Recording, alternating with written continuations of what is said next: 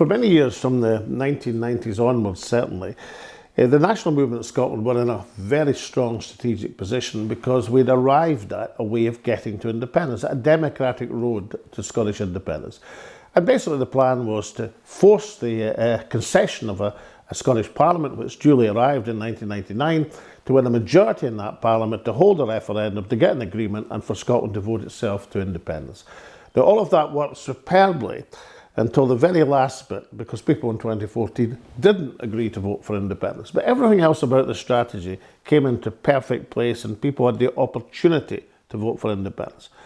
Now there's a roadblock, and there has been since 2014. Now we can argue all day about why that's come into place, about the mismanagement of the Brexit debate, about what the Scottish Parliament should have done, about how Westminster should have been faced down more appropriately in recent elections, how that mandate that's been given should be exercised. But the reality is we're now in a roadblock, that Westminster will say no to another referendum. And it will say no if it's a Tory Westminster, it will say no if it's a Labour Westminster, it will say no if it's something in between. So therefore we have to find a new route forward. And my belief is that the Alba party, and Ash Regan in particular as our parliamentary leader, have found that route forward. The route forward, the first bit, is well-trodden path. In the absence of a referendum, people have to have a democratic opportunity to vote themselves to independence. Therefore, you must treat an election, whether it be Westminster or Scotland, as a de facto referendum, as the means by which people can exercise their sovereignty. Thus far, so good. But then, of course, people say, well, a referendum isn't quite an election, and an election cannot encompass a referendum. An election is decided on many things, not on a single issue. So if you treat an election as if it's a referendum, then you're misguiding the people. And that's where the genius of the Scottish Parliament Powers Bill comes in, because it's within the province and powers and the legitimate authority of the Scottish Parliament as currently composed to introduce and pass a bill which allows people in Scotland to say that they want the issue of independence to be decided within the powers of the Scottish Parliament.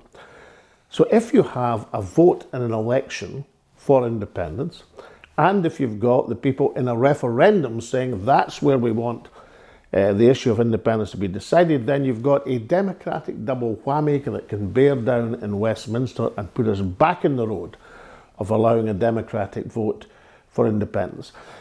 Then we're in the position of how do you exercise that? How do you force Westminster to recognise it? And of course that means the mobilisation of people in popular opinion, parliamentary opinion, international opinion, all of these things you can do.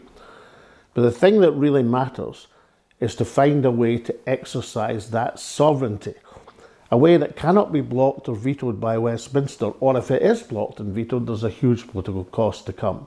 And that way is through the Scottish double whammy of a vote and parties standing to say, vote for us so that we can negotiate independence for Scotland, vote for us to vote your country into independence, and a bill in the Scottish Parliament to say the Scottish people want the Parliament to decide the issue of the powers of independence. That's the way forward. And the crucial thing, if you remember back to that slogan from the referendum campaign, both of these things are within the power of Scotland. They take Scotland's future into Scotland's hands. And that is why the Alba way forward is the way forward to independence.